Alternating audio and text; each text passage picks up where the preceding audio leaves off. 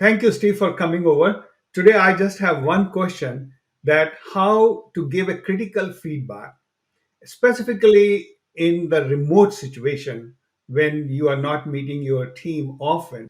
Okay. Yeah, I think when I think about this question and I think about the context of delivering difficult news, having a hard conversation remotely, what I think is a challenge for all of us is that we have not, in some cases, built the level of trust with somebody that we have through relationship equity and through a lot of interactions day to day. And there's probably less interaction that we all have with one another than we had before necessarily. So going into a conversation, we don't have a comfort level of I know how this person's going to respond, or they know I trust them, they know I care about them, and they're going to take it in the right context. That's why I would say the first thing I would do if you're thinking about, hey, I need to give someone some really tough feedback, and they're remote and we're not doing it in person, the first thing I would have you ask yourself is, have I laid a relationship foundation of trust and mutual respect? And one of the things I always try to do as a manager when I'm onboarding a new employee is say, this is how I like to lead. I like to give candid, direct feedback, but I also want to be aware that sometimes that may not be received well. So, how do you want me to deliver it? Do you want me to, be direct? Do you want me to be, cover it in a different way? What works for you? And almost always they'll say, "Oh, no, no, no, be direct, be direct." So you in that way you say, as you asked me when we started working together, you want me to be direct with you, so I need to give you the feedback. I always think, even if you have good respect and good trust, it's always good to begin the conversation by saying, listen, I need to relay some news to you. It may be hard for you to hear, but the spirit is I'm delivering this to help you. I believe that you're a good person, you're a good employee. I want you to succeed, and it's because of that that I'm delivering this with you. So, because what as soon as you say to someone, I have some difficult feedback, everything they stop listening to everything else. Okay, it's like when you give a performance review to an employee, usually it's blah blah blah. What's my rating? They don't care about anything like what's the bottom line.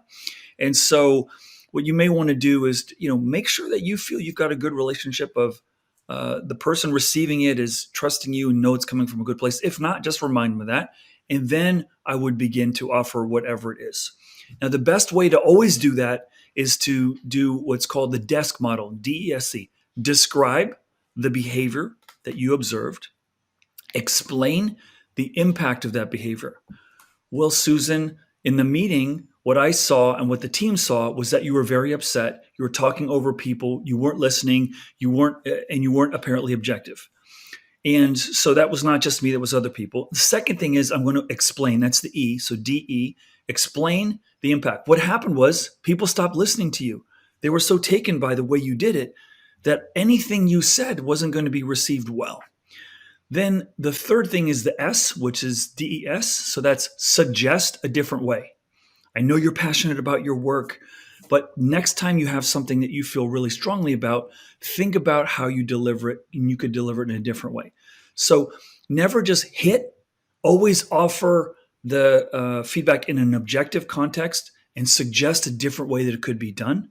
And then the C, the hard one, is if you don't fix it, these are the consequences. If this continues, you're going to lose credibility. If it continues, I'm going to have to reconsider you in this role, or things like that, or we're going to have to change your responsibility. So that's always, for me, that's a good model. But again, why is it a hot question today? Why are we even talking about this? Because we haven't learned necessarily in all cases to build those relationships remotely that we had in person. Yeah. Okay. So that's part one. Part two, how do you got to deliver something really, really, really hard? Is I think I consider myself a relatively high empathetic person. Is always try to understand how is it going to be received and try to be as objective as you can be, and not say I. Say this is what happened. This is what was observed. This is what was going on that is causing concern, and try to provide specific examples. And I think that takes you out of being the bad person, the bad guy, and more the relayer. Like, and sometimes I say things like, listen, I don't want to be having this conversation, but my boss came to me and said, what the heck did so and so do? And I need to, I need to address it. And the other thing sometimes that we fail to do sometimes is we fail to ask the person, what did this happened. What do you think happened? For example, let's say that there was a really bad meeting and someone had a really bad experience with it. Okay. What I would say is to the person first, before I would get to to judging something that I wasn't there for, say, I got some feedback that a meeting that you were in didn't go so well. What happened? Mm. That way they're not feeling like, whoa, you didn't even hear me. You didn't listen to my perspective. You didn't gain my point of view. You're just judging me and you're just going to be criticizing me. That's not fair, right? So be careful if you are relaying some news that you didn't see, someone else gave you. Be careful not to judge until you give them a chance to reveal their perspective and their side of the situation. And I apologize. My security force, my dog just barked there for a second. So this That's is the okay. reality of the remote work situation. True, So true, yeah, that's how I would think about it. Is be true. really careful. Sometimes even if you're like so sure the person was wrong because you've seen them do it before, always give them an opportunity to give their perspective before you judge them. Don't say, okay, Mm. you're in big trouble. This happened. Hey, what do you think happened? Say, hey, I heard something didn't go well. What happened? And then you could say, well, okay, that may be the case, but you really pissed these people off, and therefore there's going to be some ramifications, right? Right, right. And I think it's always good to ask what happened because you always have a different perspective of different people. So That's you right. may get a different feedback. So I read in a couple of books, in fact, this thing that when you want to give a very critical feedback, just go straight and be unpassionate and be very objective and just deliver the Hmm. message. And I always felt very uneasy because my personal style is also no matter what, people may get hurt, even if you're trying to improve them. So Right. always talk about some good things they have done. What's your take on this to soften the message or sugarcoat it? Some people call it bologna sandwich, Yeah. right? Put good thing and then give a Yeah. feedback and then something good. Uh-huh. What's your take on this, Steve? Well, I tend to line up with the way you think about it, but I will say, I've heard different characterizations, such as always give 3 credits before you give a crucifixion. So, Mhm. always do the positives. Now, if something dramatic happened, you got to go right to it, right? But I never believe that just the raw, unfiltered is constructive because the person gets so defensive and they feel under attack that you're more likely to get into an emotional encounter rather than a constructive encounter. And you're delivering this because you want there to be a better outcome.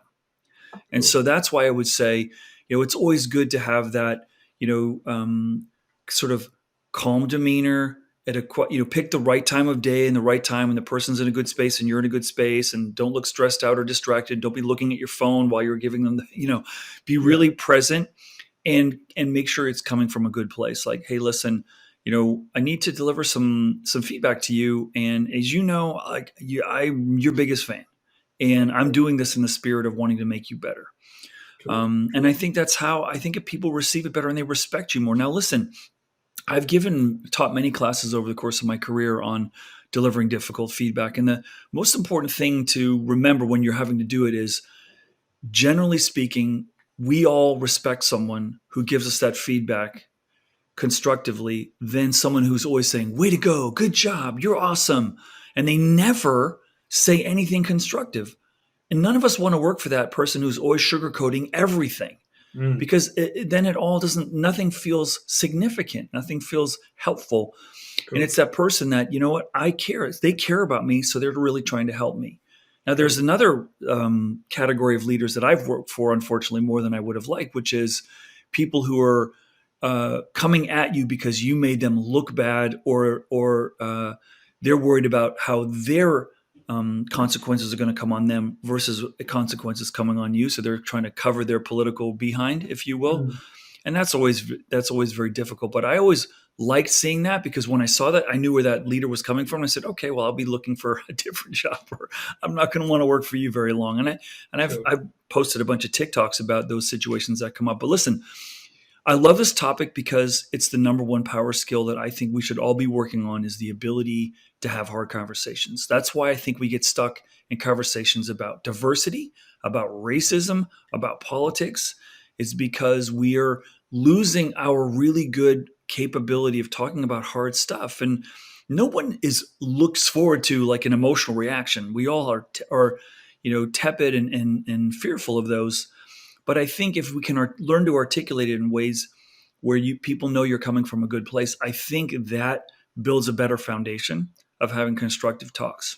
Yeah, perfect. Yeah. And I wanted to ask you, I think you already answered that, Mm. that one of, major software company here in Seattle, international, very big firm, they Hmm. do a lot of 360 feedback.